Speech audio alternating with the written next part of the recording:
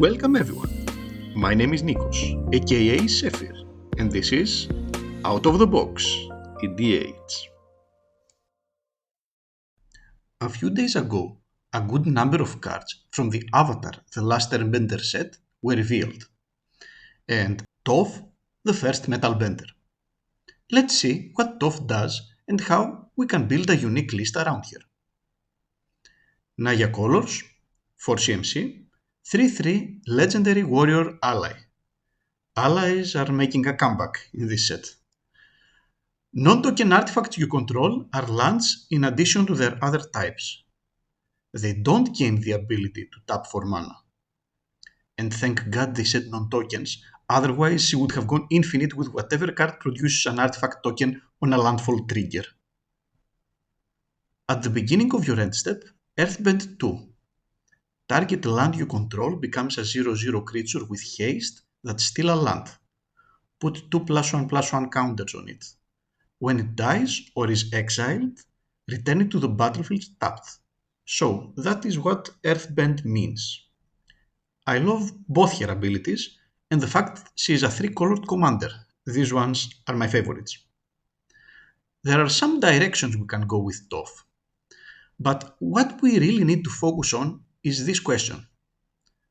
Why would anyone use artifacts that become lands, and subsequently creatures, instead of actual lands? Actual lands are far less easier to target and similarly, if not more, abusable through landfall and other similar strategies.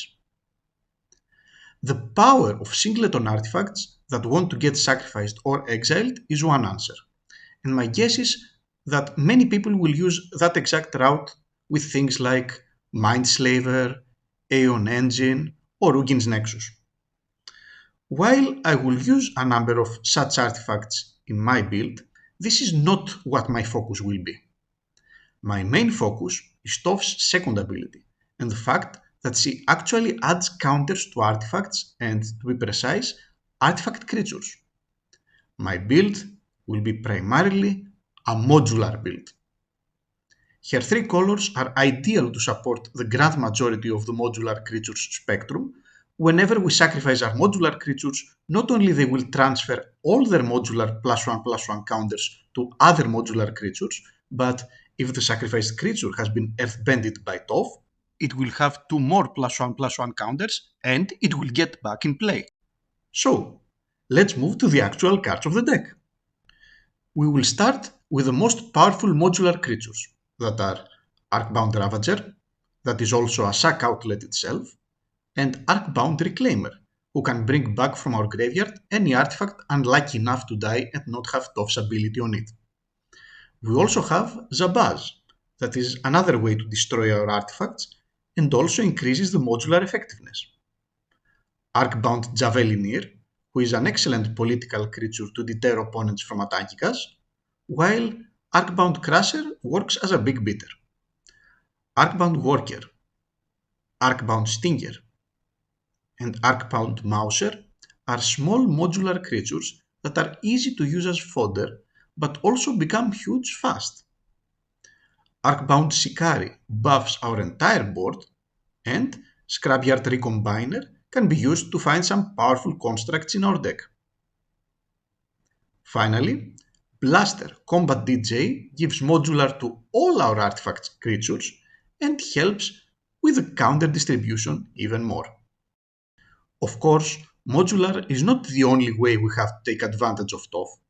We have various other counters matter cards as well, starting with Kodama of the West Tree, an excellent ramp engine, since the majority of our creatures will be modified, as well as one with a Kami that can create a small army pretty fast.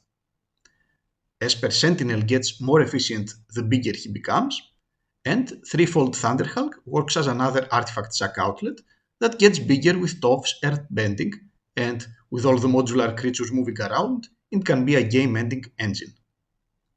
We have ways to turn creatures into artifacts, and Evolution Witness will be of great use. Sephiroth Fallen Hero turns all our 0/0 creatures into base 7/5s, and that can be really powerful. The Earth Crystal doubles all counters, and this is a big flavor win. And finally, the Ozolith will make sure that even more counters are stored for our creatures, while Black Panther himself will see that our board gets even bigger toying with the counters. As mentioned before, there is a number of artifacts that can take advantage of Toph's recursion ability really well on their own, and we will use a number of them. Moonsilver Key is a repeatable tutor. Codex Shredder is a repeatable recursion tool. And the Stasis Coffin literally protects us from everything. Apple of Eden is a card that can spice things up, while both Boompile, Perilous Vault, and the before mentioned Cataclysmic Gearhulk all work great as repeatable board wipe tools, especially when we realize that most of our board will consist of land permanents and all the before mentioned cards remove non-land ones. Some other artifacts that want to get sacrificed for value are the well-known ones Icor Wellspring and Solemn Simulacrum.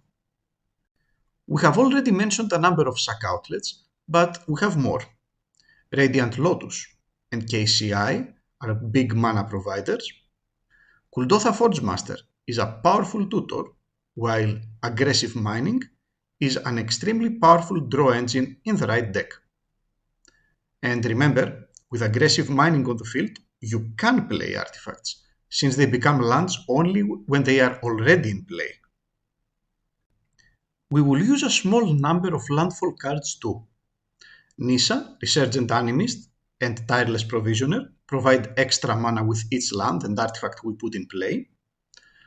Valakut Exploration is a powerful card advantage tool. Geode Rager can take the hit from us in an instant. Nissa Vastwood Seer is an extremely easy to flip card, while Morauk is a literal kill player card. Toph's second ability is powerful, but it becomes even more powerful when the artifacts enter untapped. We will use Amulet of Vigor, Spelunking, and the new card from Edge of Eternities, Horizon Explorer. Notice what a good synergy Horizon Explorer has with Morauk. We will also use Sword of Feast and Famine that in this deck untaps both our lands and our artifacts. We run a number of cards capable of protecting our board. We will use Terra Eternal that turns the majority of our board indestructible. Inspiring Call works as both a protection and draw spell. Tibalt's Trickery is our all-around answer that I personally put in almost all my non-blue decks that run red. And finally, Teferi's Protection is one of our game changers of choice. The deck has a focus on both lands and artifacts, and this is reflected in the cards of choice for ramp as well. From artifacts, we have the usuals Soul Ring, Arcane Signet, and Liquimental Torque, which is extra powerful in this deck since it can turn any non-artifact permanent into an artifact, including Toph herself. We will also use Chromatic Lantern, that gives our artifacts the ability to actually tap for mana. For land ramp, we have the ones I call the Sacred 5, aka Rapid Growth, Farseek, 3 Visits, Nature's Lore, and Sakura Tri-Belter. For spot removal, we have the classics Source to Plowshares, Path to Exile, and Dispatch. For mass removal, other than the before mentioned Boompile, Cataclysmic Gearhulk, and Perilous Vault, we also run Tragic Arrogance, that will also leave our board mostly unharmed. Some other cards worth to be mentioned are Mycosynth Lattice, that will turn every permanent of ours into an artifact, ready to be abused. Roaming Throne, for doubling Toph's ability at the end of our turn. Phyrexian Dragon Engine, which easily enters from our graveyard through Toph whenever we sacrifice it. And Magus of the Candelabra, which can go infinite if we turn him into an artifact so that he can untap himself, and a land or artifact that produces more than 2 mana. By the way, if you have the money for it, the actual Candelabra is an artifact on its own, and with Toph it can untap itself, so it is even more powerful here than usual. All this leaves us about 33 spots for lands. As always, we will use the 3 shock lands, the 3 fetch lands, the 3 bond lands, and the 3 filter lands. Yavimaya is a necessity since it also allows our artifacts to tap for mana.